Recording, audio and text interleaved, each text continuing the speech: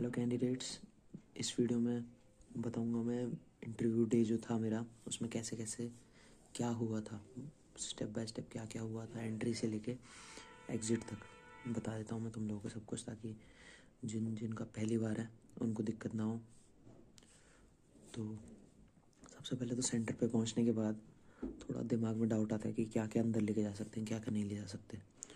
तुम कुछ भी अंदर ले जा सकते हो, ठीक है। एक बैग ले लेना अपने पास, उसमें कुछ भी ले जाओगे फ़र्क नहीं पड़ता, वो चेक भी नहीं करते, ठीक है। कुछ भी मत ले जाना, मतलब काम की चीज़ें, मोबाइल फ़ोन वगैरह ले जा सकते हैं।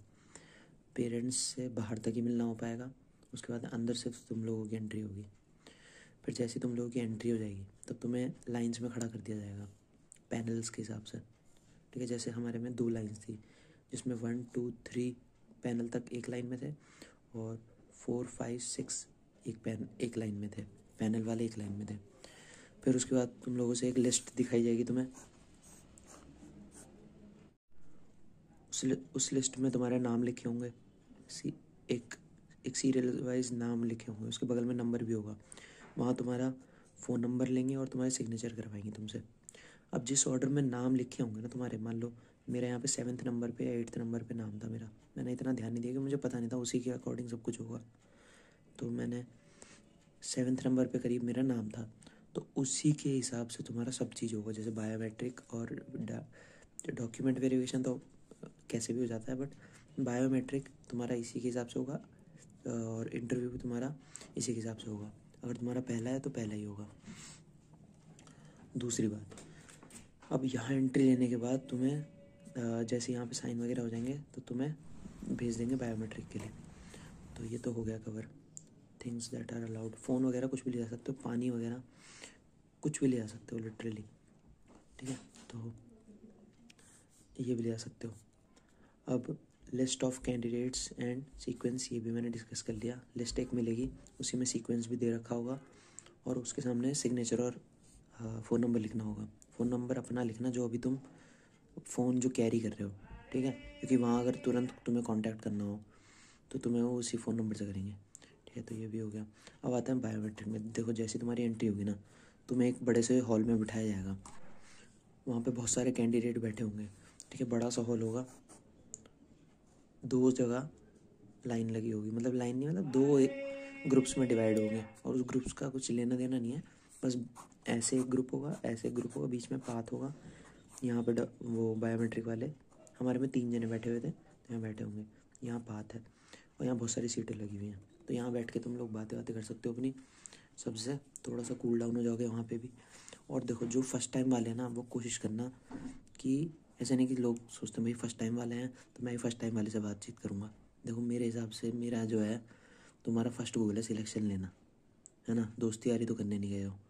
तो कोशिश करना कि जो एक्सपीरियंस बंदे हैं ना उनसे बातचीत करना, चाहे फर्स्ट ईयर वालों से ही बातचीत कर लेना, बट कोशिश करना, फर्स्ट ईयर कह रहा हूँ सॉरी, फर्स्ट अटैम्प्ट वाले, बस कोशिश करना कि जिसने 1-2 बार दे रखा हो उसके साथ बातें करना, वो अपना एक्सपीरियंस शेयर करेगा।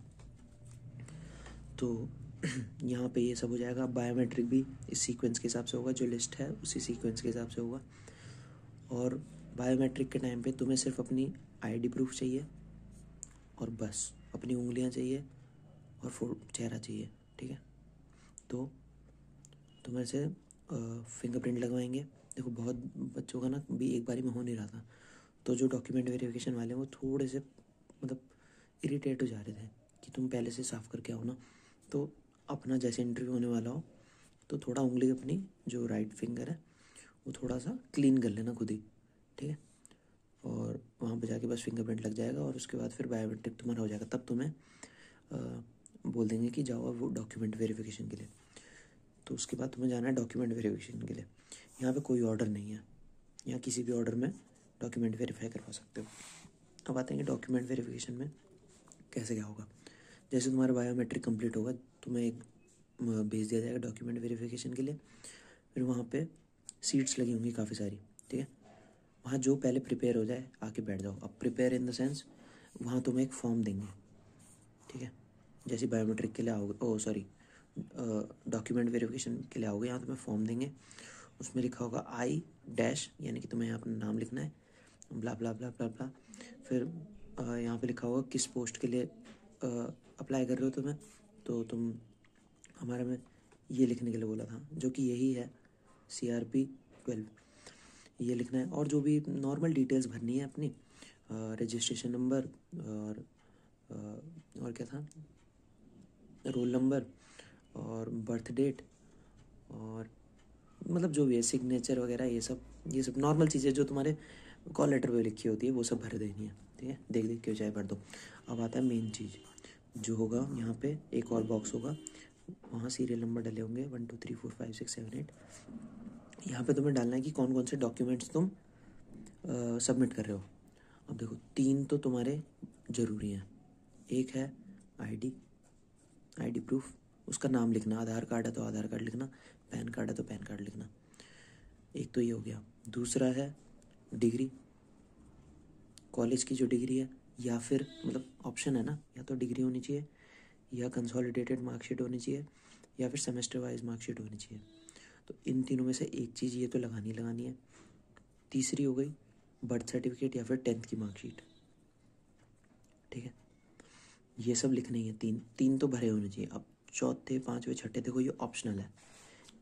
अब दिमाग वाले बच्चे जो होंगे ना, मतलब मेरे में तो नहीं था उस टाइम, क्योंकि मैं पहली बार दे रहा था, तो मैंने तो यहाँ पे जो लेके गया था मैंने सब लिख दिया था।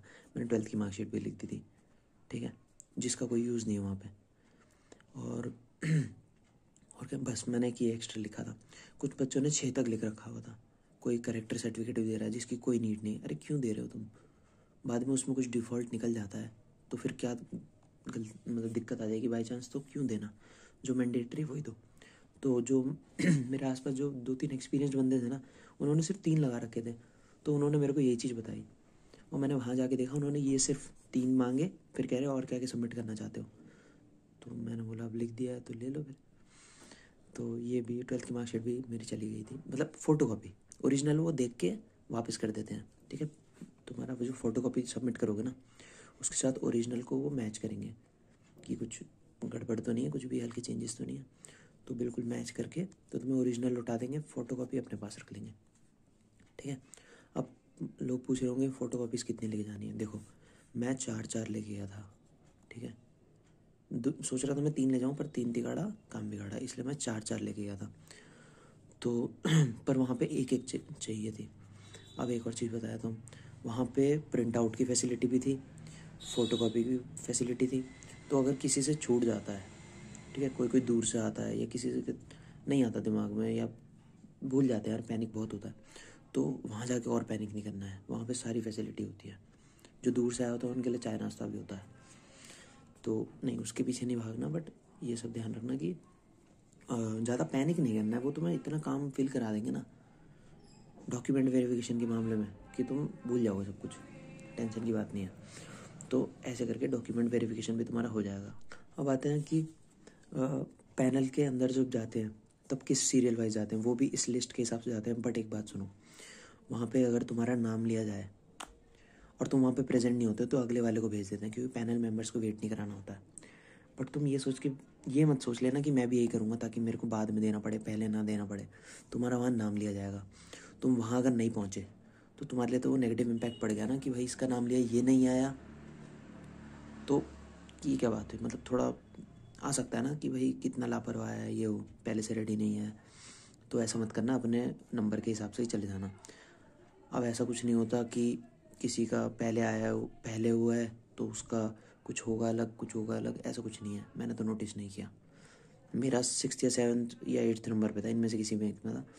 मेरा इंटरव्यू हुआ 3 से 4 मिनट का, मेरे से जस्ट पहले वाले का हुआ था 6 से 7 मिनट का। तो कुछ भी हो सकता है, कभी जल्दी भी हो सकता है, कभी लेट भी हो सकता है। तो तुम ये सब मत सोचना कि मेरा पहले नंबर पड़ रहा है तो ये ख़राब है, जब बाद में पड़ रहा है तो ख़राब है। सब बराबर ही है लगभग। अब एक बात चल रही है कि पैनल मेंबर कोई स्ट्रिक्ट निकल रहा है, कोई क्या निकल रहा है, कोई कुछ निकल रहा है। देखो अब एक सरदार जी के नाम से भी कुछ चल रहा था कि सरदार जी जिस पैनल में है वो टफ पैनल है। अब एक चीज़ बताता हूँ, एक मेंबर ना, मेरे हिसाब से एक मेंबर हर पैनल में, एक मेंबर ऐसा होता है जो बच्चों को अनकंफर्टेबल कराने के लिए होता है, या गुस्सा दिलाने के लिए होता है, या फिर इरिटेट करने के लिए होता है। और वो उसका काम ही होता है कि वो तुम्हारा पेशेंस चेक करे। मेरे पैनल में वही सरदार जी थे, वो थोड़े से स्ट्रिक्ट लगे मुझे, बट उनके साथ डील करना आसान था कि उन्हें बस स्माइल दे दो। वो थोड़ा सा और तुम्हें तंग करेंगे, बट वहाँ भी उनको स्माइल रखो, एक टाइम बाद फिर वो चेंज हो जाते हैं। बट वो कुछ कुछ ऐसी बातें बोल देंगे जो तुम्हें अनकम्फर्टेबल हो जाएगी, तो वहाँ तुम्हें निकलना आना चाहिए बस। अपना वो मत खोना, क्या कहते हैं, संतुलन। ठीक है, पेशेंस मत खोना अपना, एकदम कॉन्फिडेंट रहो, स्माइल फेस रखो, यही है की।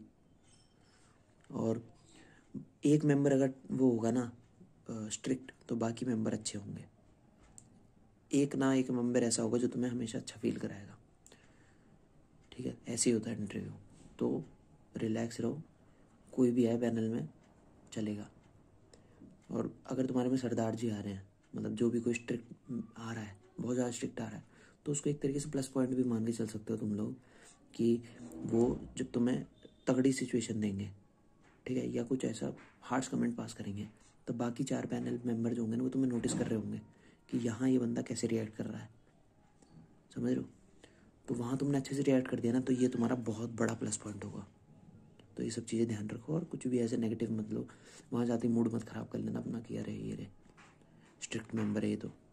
ठीक है, चलो, ऑल द बेस्ट, और आराम से देना पूरा फुल कॉन्फिडेंस के साथ। चलो, टेक केयर, बाय।